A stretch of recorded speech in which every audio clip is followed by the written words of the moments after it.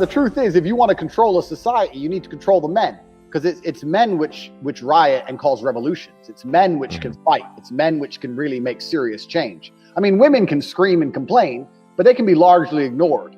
But when men start to riot, you have problems. So how do you avoid that? Well, you make sure the men don't have enough will or enough gumption to put up to resist the absolute shit show they're being forced to put up with. Because the truth is, life for 99% of men in the Western world is awful. And most of them know it, and most of them feel it. And still they will continue to pay their taxes and go to their job and sit inside of their sexless marriage because they've lost their will to resist. And this is done very specifically. This is done on purpose. It's not an accident. Because otherwise people would stand up and say, wait. What? The price of everything's doubled in the last 10 years. My wages are the same. What's going on? But no one does. So it's a very conscious effort to damage the psyche and the fighting spirit of masculine men. Absolutely. Truly believe we live in a matriarchal society in the West. Now, I no longer live in the West. I live in Romania, the far end of the European Union. It's like a strange place to kind of live, but I really like it here. But when I go back to the West, I realize just how matriarchal the society is. There's a lot of people on Twitter, I'm quite big on Twitter, and there's guys in the red pill space and the right-wing space who always talk about patriarchy and how they're going to establish a patriarchal household and all this stuff. And I try and explain, the laws in Western countries prevent you from ever being a patriarch. If your woman at any point decides to lie and say you hit her, or to say you raped her, or a girl you're sleeping with, he raped me. I had sex with him consensually 9 times, but the 10th time I was drunk and it was rape. Right. And the law, they will come and arrest you. Yeah. How can you be a patriarch in a matriarchal society where females have the entire power of the law to destroy you at will? You can't. So the truth is, the reason most men act the way they do is because they know that if push comes to shove, the entire force of the legal system will always side with the female. So why does the man come home after working a long 10, 11 hours in the coal mine, ask for a cup of coffee, his woman tell him to fuck off, continue to have no sex for 3-4 years, his kids don't respect him, he's semi-depressed, nearly suicidal, but he doesn't get a divorce? Well, we know why. Because what's the option? You're going to lose the house, you're going to lose the kids, you're going to be stuck paying for her bills and allowing her to go on endless dates. You're out the game because it's extremely difficult to find a mate nowadays unless you're a top-tier male. So what choice do you have? It's a matriarchal society. Females have all the power in the West. So like any society, if you're the class which is attacked or the class which is ostracized, which men are, you're going to lose your fighting spirit. You're just going to think, well, the best way to survive is just to be nice to everybody. I'm just nice. Do. And that's what's happened. Because there really is, unless you have that spark, unless you have what it takes to truly build a life which is unique and build a life which puts you beyond the controls of these enforcement mechanisms, then the safest way to live is to be a simp. It's not easy to be like me and run my mouth. I've lived the consequences of talking. I know what can happen. And I'm sure you've been there too with the shit on Twitter and blah, blah. Most people can't put up with this. My biggest ever outrage is when, this was about 4 years ago, is when I was still verified on Twitter before I got banned. And I said depression wasn't real. And I know that's like a really controversial take. And my point was very simple. My point is that depression is a natural instinct inside of men. And it's something that is designed to show you that you need to change something about your life. If you go to jail and you're depressed, it's not because you've caught depression. It's because you're in jail. This is why. So if you feel depressed, you need to wake up and go, well, why am I depressed? And how can I change this?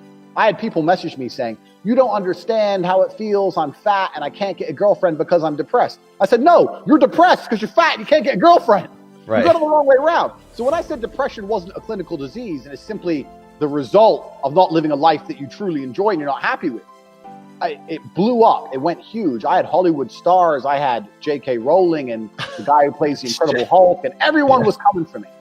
And when this was like the most controversial I got, and everyone was trying to cancel me. And at the time, I was doing television commentary for the cage fighting here in Romania. And when I went into work to commentate, the owner of the organization called RXF, which is like the Romanian UFC, he had a stack of emails like this Shit. Whereas people had Googled me, found my employment, and emailed him saying I'm a misogynist and I'm fucking encouraging suicide and all these crazy pages and pages.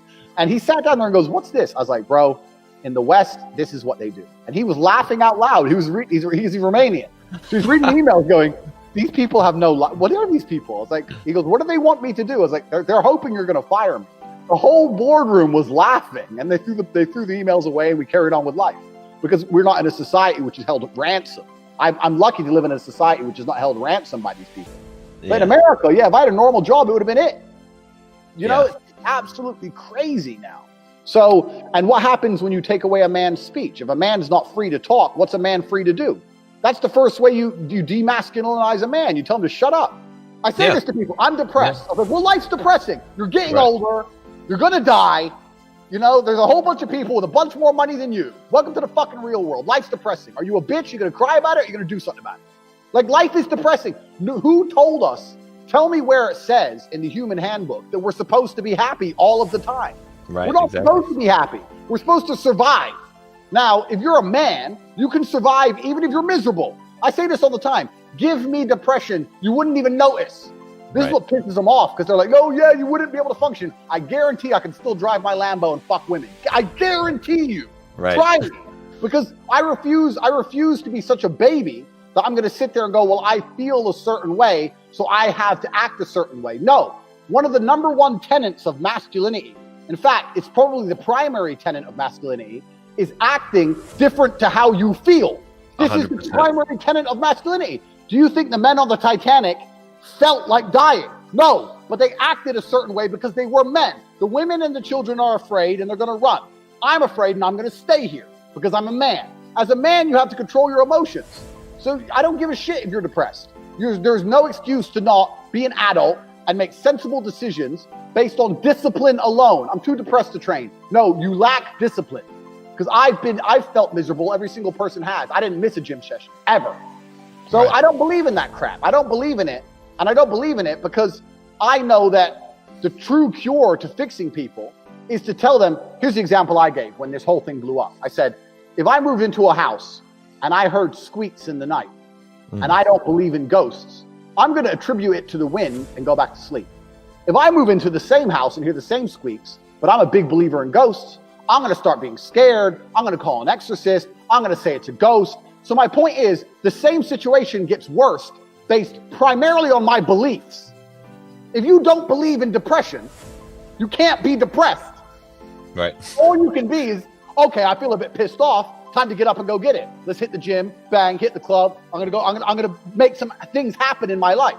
But if you do believe in depression, the second you feel sad, the first thing you do is sit down and go, this isn't my fault I feel this way. I have a disease and nothing's going to make me better. And you're going to get worse. So this is the whole point. This is what was amazing when I said depression wasn't real. I said, if all you, because I was getting attacked by, all the Avatar Anon characters. I'm depressed. You don't understand. My friend killed himself, blah, blah, blah. I was like, listen, if depression is really so horrible, why are you all defending it so fervently? So it's real. It's real. It's so powerful. It's real. Why are you defending this horrible thing? Why don't you sit there and go, you know what? You're right, Andrew. Fuck depression. But they want to defend it because it's an identity. It's something that allows them to feign individuality. It's something that allows them to, it's an excuse. It's a ready-made excuse for all of life's failures. I'm a loser, but it's not my fault. But depression. That's all it is. It's a fucking coping mechanism. I don't believe it. I do not believe in depression. I believe if you really feel terrible and someone were to come along and give you $10 million, you'd probably feel a bit better. Also, just to quickly touch on this, because every time I say this, people come at me and think they're smart. And they say, well, what about Robin Williams? He was famous. He killed himself, blah, blah, blah. And I say, yeah. And I'll tell you why he killed himself. He killed himself because of people like you who are telling him depression is real, not people like me. Right. When Robin Williams was in therapy for 10 years. If he would have walked into his first therapy session and his therapist said, look, Robin, you're a millionaire, you're famous, you can fuck any woman alive. You coming here is insulting to people with PTSD and genuine conditions, which I believe is different. If you've been through some real shit in a war, fine, you could be depressed. If you're just Joe Schmo and nothing's happened to you, you have no reason to be depressed. I'd say, look, Robin, you've got a fantastic life. You coming here is insulting to people with real issues. Grow up and get the fuck out my office.